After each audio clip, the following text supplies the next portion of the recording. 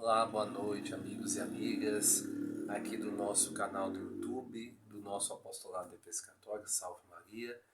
Estamos todos juntos a partir de agora para mais um programa História da Igreja. E hoje nós vamos dar continuação à sétima parte, falando sobre a Santa Inquisição. Mas antes disso, eu gostaria de convidá-los para que juntos possamos rezar a nossa oração inicial. Senhor, aqui estamos reunidos em Teu nome, desejosos de construir Teu reino. Que o Espírito Santo que enviaste aos nossos corações e mantém viva a Tua presença em nós, nos ensine o que devemos refletir e os passos que devemos dar, para que, fortalecidos com Tua graça, possamos realizar os Teus desígnios. Se Tu, ó Espírito Santo, o inspirador do nosso discernimento, ensina-nos a escutar os outros e a nos deixar iluminar por Suas luzes, e faz que sempre busquemos a verdade. Desejosos disto, estamos aqui reunidos, no nome do Pai, do Filho e do Espírito Santo. Amém. Muito bem, meus irmãos. Vamos lá para a sétima parte sobre a Santa Inquisição. O cárcere perpétuo. Bem, já tivemos ocasião de falar da prisão preventiva. Desta se deve distinguir a prisão penal, a que eram condenados muitos dos réus convictos. Aqueles que ficavam obstinados durante todo o processo e só prometiam emenda depois de provada sua culpa, eram reconciliados, mas sujeitos a graves penas, geralmente a prisão. O cárcere penal era chamado perpétuo em oposição à prisão preventiva. Distinguia-se cárcere perpétuo para toda a vida e cárcere perpétuo para 8 ou mais anos. Os adversários da Inquisição Espanhola esmeraram-se em inventar descrições horripilantes, mas são em absoluto inverídicas as descrições sinistras de calabouços e masmorras escuras e impenetráveis. Lloca refere uma estampa tendenciosa em que aparece uma mulher no momento de ser encerrada com pedras e cal dentro de 4 paredes.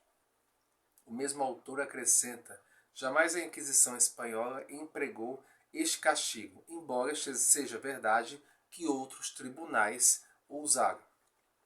O cárcere penal da Inquisição era uma vila de pequenas casas com capela.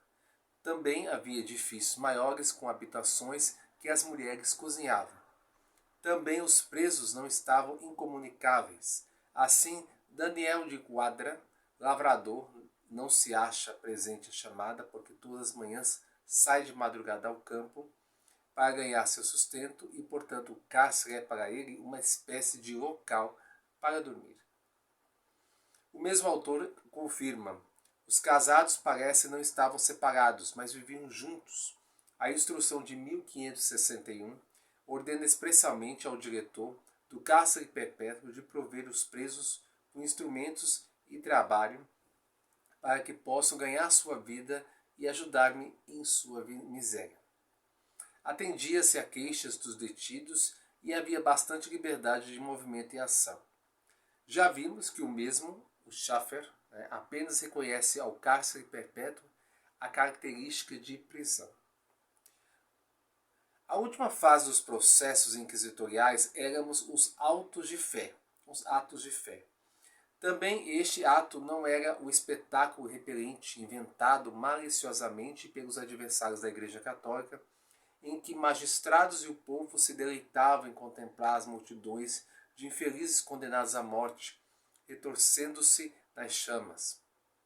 Na verdade, os autos de fé eram grandes manifestações da fé católica. Na praça mais importante da povoação, levantavam-se grandes tribunais, onde tomavam lugar os convidados de honra, inclusive por vezes membros da família real. Em volta apinhava-se o povo. O auto tinha começo com a chegada processional dos delinquentes, seguidos pelo corpo dos inquisidores. Chegados ao lugar, procedia-se aos autos da fé pelo julgamento solene de todos os assistentes de fidelidade à fé católica e ao Santo Ofício. Os membros da família real, se o sabia, adiantavam-se primeiro para prestar o juramento ritual. era um ato oficial de fé feito por um Estado pela boca de seus representantes, reis, magistrados, o povo entusiasmado, que se sentem na posse da verdade. É impossível negar o atrativo do grande e sublime que imprime caráter a um povo. A este ato de fé seguia o sermão acomodado à circunstância para o qual se convidava um dos grandes oradores tão comuns naqueles tempos de fé e religiosidade. Depois do sermão, começava a leitura das sentenças e o ato terminava com a reconciliação ou degradação dos condenados. Finalmente dispersava-se a reunião. Nada, portanto, de fogueiras ou espetáculos sangrentos. Os sentenciados à morte, sempre pouco numerosos, eram levados fora da cidade onde se fazia a execução. Os penitentes da última hora eram primeiro estrangulados e os corpos lançados ao fogo, onde morriam também os impenitentes, cujo número, como vimos, era muito reduzido. Não duvidamos que este espetáculo de execução atraia também curiosos e que se despertavam instintos de crueldade. Aliás, nunca alheio às massas, nem ao homem moderno. Ainda em nossos dias aconteceu numa grande metrópole do mundo civilizado que o grande público gritou freneticamente contra o lutador de boxe que estava sucumbindo aos golpes do seu adversário. No dia seguinte assistiram a seu enterro. Esse procedimento da Inquisição de afastar o espetáculo das penas finais do povo, reunido ao auto de fé, é muito diferente das práticas observadas pelo poder civil nas execuções dos criminosos, do direito comum ou das bruxas. Este procurava maior publicidade para mais impressionar o povo, incutir terror, salutar e intimidar os malfeitores ocultos. Para este fim, o poder público tinha reassumido, na Idade Média, a pena da fogueira e acrescentava outros suplícios que apenas se nega a descrever. Agora vamos falar um pouco sobre o julgamento sobre a Inquisição Espanhola. A exposição histórica da Inquisição Espanhola nos revelou seu maior defeito: sua dependência dos reis que dela abusavam frequentemente para fins alheios à religião e à finalidade da instituição. Também o Santo Ofício elaborava dos defeitos gerais de todos os tribunais daquele tempo, principalmente no uso tão pouco recomendável e desumano da tortura e das execuções pelo fogo a cargo do braço secular. Mas também o relato dos fatos históricos nos provou que é completamente imerecida a má fama do mesmo tribunal quanto ao proceder contra os suspeitos de heresia. O proceder era rigorosamente regulamentado para excluir qualquer arbitrariedade e injustiça. Os próprios inquisidores, embora dependentes do rei em questões políticas, mostravam grande senso de justiça nos processos. O protestante Schaffer, já mencionado aqui, várias vezes citado como testemunha suspeita e sincera, e que viu milhares de atas originais, declara: não se pode desconhecer na Inquisição Espanhola, tanto objetiva quanto subjetivamente, o esforço em aplicar um procedimento abertamente justo, que alguns inquisidores se tenham deixado levar pelas paixões pouco nobres. É um fenômeno humano que não se pode ser imputado ao sistema. Centenas de milhares de atas conservadas provam o verdadeiro desejo de fazer justiça aos réus. Ok? O tribunal eclesiástico era incomparavelmente mais moderado e humano do que os tribunais civis. Olha só que interessante, né? A Inquisição Espanhola teve efeitos muito benéficos. Ela conseguiu manter a unidade da fé e afastar da Espanha o temido sincretismo judeu-islamítico cristão. Ela preservou a Espanha da alucinação e dos horrores pela proibição de livros prejudiciais à fé, costumes, como também pelo combate aos falsos místicos ou alumbrados, criando assim o ambiente próspero para a sadia literatura ascética e mística dos séculos XVI e XVII, que constitui a inveja do mundo contemporâneo. A Inquisição não foi, como o denegriram, um obstáculo mas sim o fomento da ciência, literatura e também da cultura. Com suma vigilância, a Inquisição espanhola impedia a importação de livros protestantes provenientes principalmente dos Países Baixos. Com mão forte atalhou a propaganda a tal ponto que os pequenos núcleos de protestantismo foram rapidamente dissolvidos. Por consequência, o número de sentenças contra protestantes era mínimo. Notemos ainda que os protestantes não podem acusar os governos católicos de intolerantes, pois foi por influência protestante que nasceu na Alemanha o iníquo princípio de tal região segue a sua religião. Em virtude deste princípio, inúmeros homens pacíficos foram expulsos dos seus lares e também da sua pátria. Pelo fato de a Inquisição ter preservado a Península Ibérica da cisão religiosa, ela a salvou também das guerras religiosas. As longas guerras contra os huguenotes na França, entre 1562 e 1598, a Guerra dos 30 Anos na Alemanha, de 1618 a 1648, ceifaram vítimas a centenas de milhares, nas batalhas e nos inúmeros atos de violência contra o povo inerme. A Alemanha ficou despovoada, reinava imensa miséria. Logicamente, os denegridores da Inquisição espanhola devem preferir todos esses horrores à paz e ordem que reinava na Espanha. Agora vamos começar a falar também sobre a Inquisição portuguesa, né? Nos países que não são de língua portuguesa é pouco conhecida a atuação da Inquisição em Portugal. Aqui não podemos omitir, por ela interessar diretamente o Brasil, onde também funcionou durante algum tempo. É preciso ainda responder às calúnias, né, que se propagam no Brasil sobre a Inquisição portuguesa, responsabilizando a Igreja Católica de crimes que ela reprovava. Assim, desanuviar-se-á a confusão e ânsia na mente de muitos leitores bem intencionados.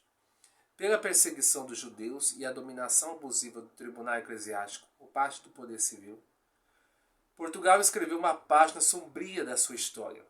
Constatemos, porém, desde já, e logo veremos que a culpa não recai sobre a Sé Apostólica de Roma, nem no nobre povo lusitano, e só, como na Espanha, sobre alguns personagens proeminentes. A questão judia.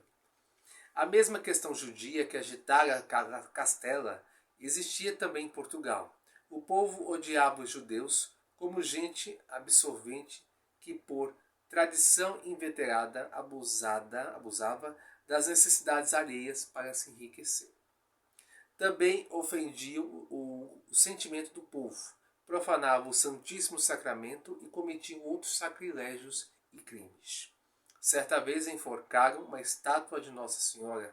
O ódio do povo e a inquietação do governo aumentaram repetidamente, quando, em 1492, 120 mil judeus, expulsos da Espanha, entraram clandestinamente em Portugal, elevando o número de 80 a 200 mil, entre uma população total de 1 milhão.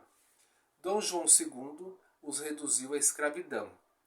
El rei Dom Manuel restituiu-lhes a liberdade, mas foi uma trégua de curta duração. Em 1496, Dom Manuel negociou seu casamento com a princesa Dom Isabel, né, filha de rei dos reis católicos. A noiva, talvez por querer imitar seus pais em cooperar na sua política, desapareceu como condição das núpcias que os judeus fossem expulsos de Portugal, antes que ela entrasse nesse reino. El rei apressou-se a satisfazer a exigência da noiva e decretou em dezembro de 1496 que todos os judeus e mouros se retirassem do reino. Né? Mas quando eles se reuniram nos portos para serem transportados à África, foram negados os navios necessários e a expulsão se converteu maliciosamente em perseguição horrorosa.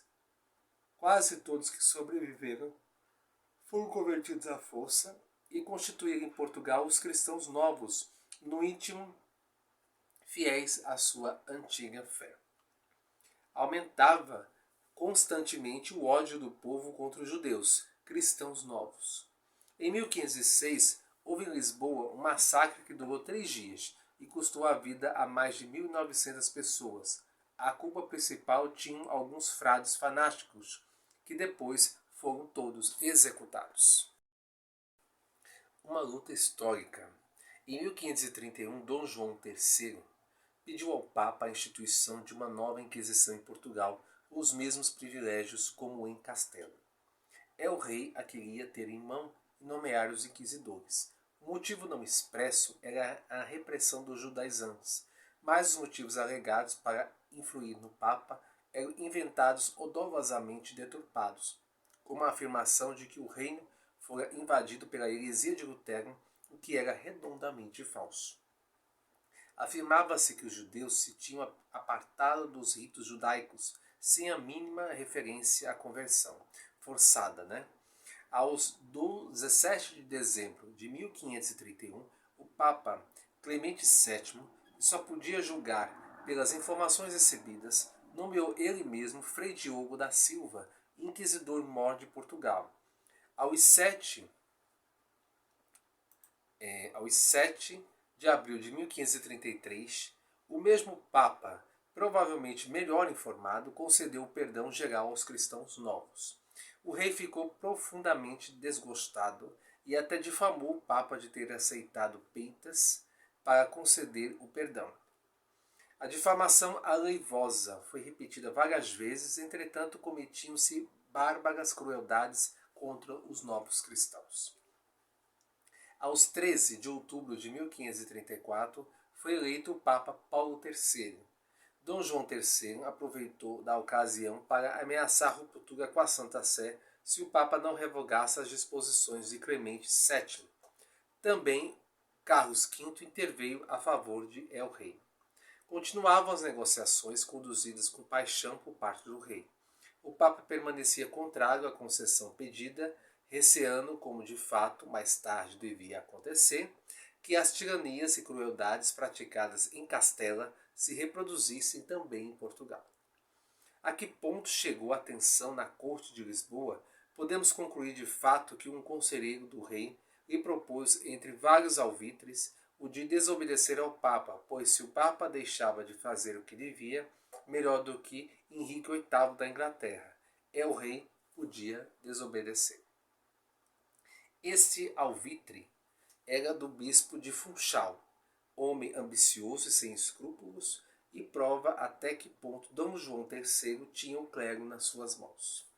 Em consideração desta sugestão de rebelião, de outros conselhos apaixonados dados ao rei, da ameaça de ruptura já pronunciada e do caráter voluntarioso e indomável de Dom João III, concluímos com espanto que era o real perigo de que Portugal e com ele o Brasil fossem arrancados à Igreja Católica, tornando-se cismáticos como a Inglaterra. Dom João III deu logo um passo que pode ser interpretado como o início da ruptura, pedindo ao Papa que retirasse o núncio de Lisboa, pois não era cá necessário às consciências dos fiéis. O Papa não retirou o núncio. Paulo III, envolvido em tantos negócios cheios de dificuldades, como as invasões dos turcos, o incremento do protestantismo, questões de um concílio ecumênico, veria com prazer um meio de liquidar as desavenças com o monarca português, mas novas provocações de Lisboa fizeram renovar as decisões anteriores. A reação não tardou. Em Lisboa, um clérigo do núncio foi preso. O núncio fulminou censuras contra os juízes do rei, executores da prisão. A luta chegou ao extremo, interveio novamente Carlos V e sua pressão sobre o Papa devia ser decisiva. Com efeito, em 23 de maio de 1536, o Papa Paulo III concedeu a Inquisição a Portugal. Nomeou comissários, seus os bispos de Coimbra e Lamego. Inquisidor-mor seria o bispo de Ceuta, o quarto inquisidor seria nomeado pelo rei. O Papa não concedera tudo, mas a Inquisição podia funcionar. Se agora o rei tivesse procedido com moderação, haveria concórdia entre Portugal e a Santa Sé, mas não tardaram a vir queixas a Roma sobre falsificação de disposições papais, continuação da lei desumana que vedava aos judeus a imigração e privava os fugitivos de todos os bens. O Papa ameaçou suspender o tribunal até que se esclarecessem as queixas. O resultado foi, ao menos, moderação no exercício dos processos por algum tempo. O rei, entretanto, não se aquietou. Acusou o núncio de favorecer os cristãos novos por venalidade. Essa reiterada difamação da Santa Sé e dos seus representantes foi inventada por um rei que procurava atrair com dádivas as pessoas que tinham influência em Roma. Continuava a fazer diligências para obter a Inquisição livre de Roma, mas sujeita ao rei, em que este nomearia os inquisidores. Em 1539, o rei fez o ato arbitrário, investindo seu irmão, o infante Dom Henrique, no cargo de inquisidor-mor. A nomeação parece encaminhada em parte a provocar um conflito com o núncio, que de fato instalou imediatamente. O Papa não aceitou a nomeação de Dom Henrique. O núncio foi expulso de Portugal. Nas negociações que se seguiram, o embaixador português usou de grosserias com o sumo pontífice. Paulo III expediu uma bula com certas garantias aos acusadores. A bula não chegou a ser publicada porque Dom João III logo a impugnou. Carlos V, temendo pela Inquisição Espanhola, insistia em que a portuguesa fosse severíssima. De modo nenhum, Dom João III queria que, em Portugal, núncio que fiscalizasse a ação do Tribunal do Santo Ofício. Impediu a entrada em Portugal do novo núncio, mandado pelo Papa Paulo III no ano 1542.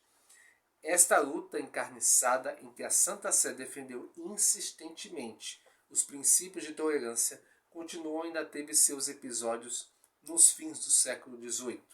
Todavia, a Santa Sé foi obrigada a transigir. Aos 17 de julho de 1541, o Papa conferiu de novo os poderes da Inquisição ao infante Dom Henrique, recomendando-lhe usar do poder moderadamente e tomando providências para esse fim. Assim, pois, se originou a Inquisição Portuguesa, que envenenou a vida em Portugal até o tempo de Pombal.